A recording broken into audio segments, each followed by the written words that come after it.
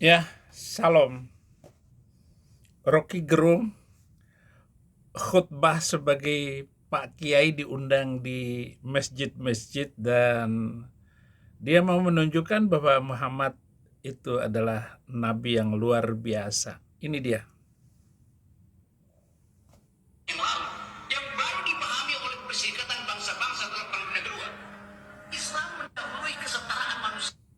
Khutbah terakhir, khutbah Nabi Muhammad terakhir, ketika beliau mengatakan bahwa orang Arab tidak lebih tinggi dari orang Yahudi, orang Yahudi tidak lebih tinggi dari orang Barat, kulit hitam tidak lebih buruk dari kulit putih tidak lebih indah dari kulit hitam. Hal yang itu diucapkan 1300 tahun yang lalu, yang baru dipahami oleh Perserikatan Bangsa-Bangsa dalam Perundingan Kedua. Islam mendahului kesetaraan manusia. Nabi Muhammad dalam perspektif itu bukan seorang rasis pasti. Orang Aceh tidak lebih tinggi dari orang Jawa tidak boleh menganggap lebih tinggi dari orang Papua. Itu ajaran Islam. Itu kesetaraan manusia. Itu khutbah terakhir dari Nabi Muhammad. Saya mengingatkan itu pada para pemimpin untuk pergi kembali pada moral code. Jadi hal-hal yang sifatnya teologis yang hanya mungkin dipahami kalau orang punya kecerdasan, orang punya akal sehat. Dan memang Quran diturunkan ke wilayah kedunguan. Al-Quran diturunkan ke lembah kedunguan.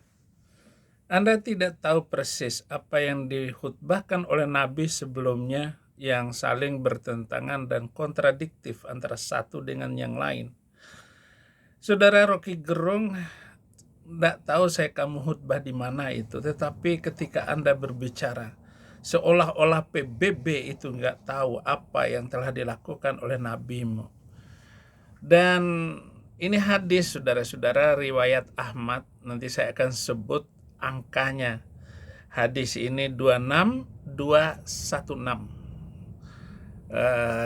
Yang dikasih nomor dalam hadis rawahu Ahmad.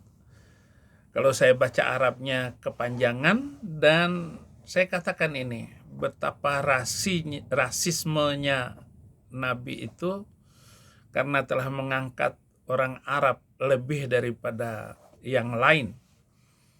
Telah menceritakan kepada kami, Haytham, dan aku telah mendengar darinya. Dia berkata, telah menceritakan kepada kami Abu Rabi, dari Yunus, dari Abu Idris, dan dari Abu Darda, dari Nabi SAW.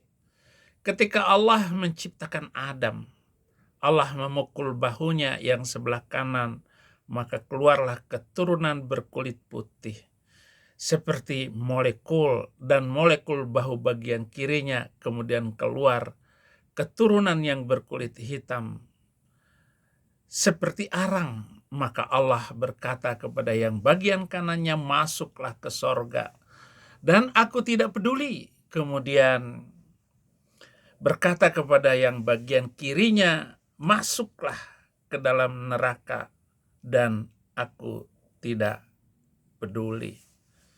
Ini saudara-saudara, ngeri sekali ucapan yang diriwayatkan oleh Ahmad ini. Itu sebabnya banyak hadis tertutup dari pandangan manusia, dan kenyataannya adalah rasisme terjadi di dalam agama itu sendiri. Dan kita lihat sekarang apa yang kita dengar-dengungkan ini. Anda kalau datang ke Arab itu betapa direndahkan oleh suku bangsa Arab. Kita nggak ada apa-apanya. Kenapa? Karena budak yang boleh dibeli dan dijual. Mereka boleh mendatangkan itu TKW, TKI untuk dijadikan budak di sana. Dan kalau ditiduri mereka, budak-budak ini nggak ada masalah, kapan saja ditiduri. Kenapa? Karena undang-undang dan hukum Islam itu membolehkan untuk meniduri budak. Dengar baik-baik Rocky Gerung, saudara harus hati-hati mengambil hadis, dan apapun yang berkaitan dengan ajaran itu akan selalu ada kontradiktif antara satu dengan yang lain. Riwayat Ahmad ini, saudara-saudara, banyak telah memutar balik. Bahkan tadi barusan saya ada anak yang baru terima Yesus dan luar biasa dari Jawa Tengah.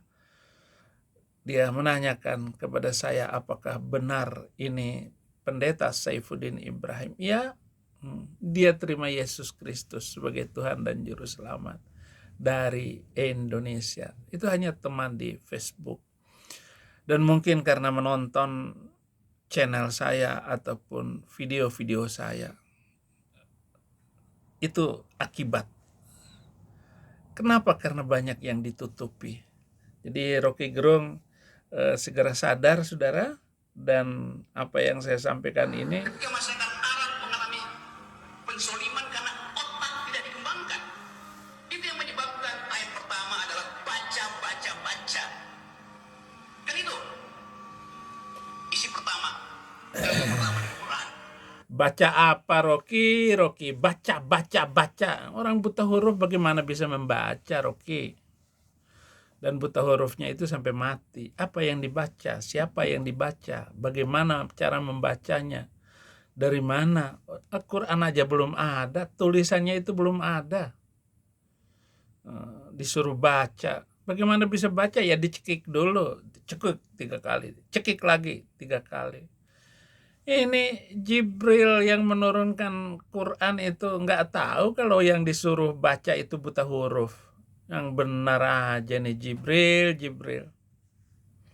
Ya bolehlah dengan pendapat saya yang dulu. Apa yang dibaca? Bacalah keadaan, situasi dan kondisi. Waktu itu belum ada Quran. Itu gaya saya dulu. Membela diri dalam kedobolan saya. Dalam kebotolan saya ketika masih menjadi Muslim. Ini Rocky Gerung. Udah sujud aja dulu sama Prabowo, habis loh. Bisa hilang nyawamu, Rocky. Bisa hilang loh. Nah, bagaimana hadis ini, saudara-saudara?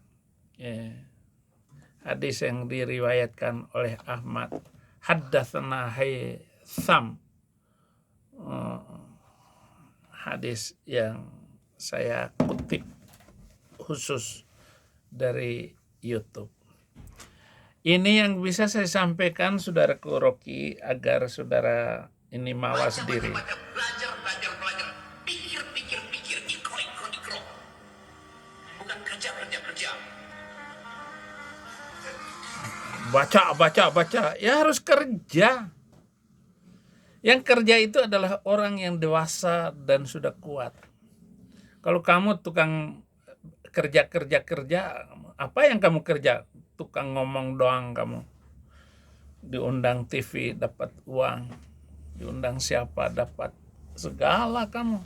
Yang kerja adalah bagian pekerja. Yang tentara ya tentara, yang polisi ya polisi. Yang tukang baca itu anak-anak sampai kuliah itu harus banyak baca dan kita paksa untuk membaca. Kamu ini Rocky, bisa-bisanya ini Rocky. Tolong video saya ini diperluas. Oke Rocky, udah jangan ngomong lagi kamu Rocky. Jadi ini pesan saya di kesempatan ini di channel ini. Mari kita belajar bersama untuk meninggikan Indonesia bagi Kristus. Tuhan Yesus memberkati.